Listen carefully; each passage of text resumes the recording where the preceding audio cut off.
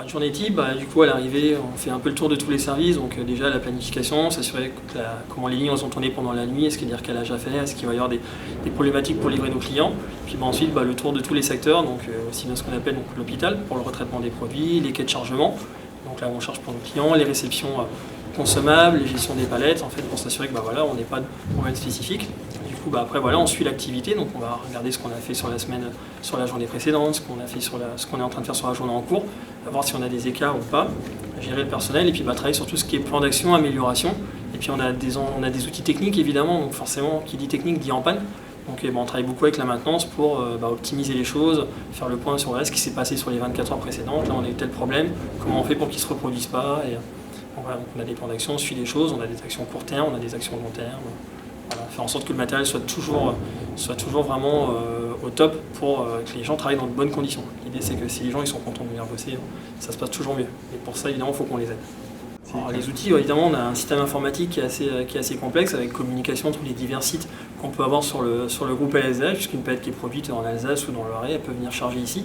Donc les logiciels communiquent entre eux, donc une grosse base avec SAP. Et donc on a ce qu'on appelle un transstocker, donc c'est un robot qui nous permet de stocker 30 000 palettes de manière complètement autonome. Donc la palette elle arrive, elle est identifiée par la production et elle est récupérée automatiquement par le stocker. Il suit la règle du stockage, donc les dates les plus courtes en premier, comme on le ferait nous dans notre frigo quand on mange des yaourts par exemple. Et donc là il y a un gros engin, donc un bâtiment qui fait 40 mètres de haut sur 70 mètres de long. Et après, évidemment, beaucoup de chariots, parce que comme on charge des palettes dans des camions, c'est des chariots élévateurs et tout type d'engins de manutention qui vont nous permettre, qui vont permettre aux opérateurs de refaire des palettes, de la préparation de commandes, mais en n'étant pas non plus le dos courbé, donc pour prendre soin de leur santé aussi, puisque l'objectif c'est qu'ils viennent aussi, qu'ils soient contents, mais aussi qu'ils ne se blessent pas au travail. Voilà, ça va être le plus gros des outils qu'on va avoir.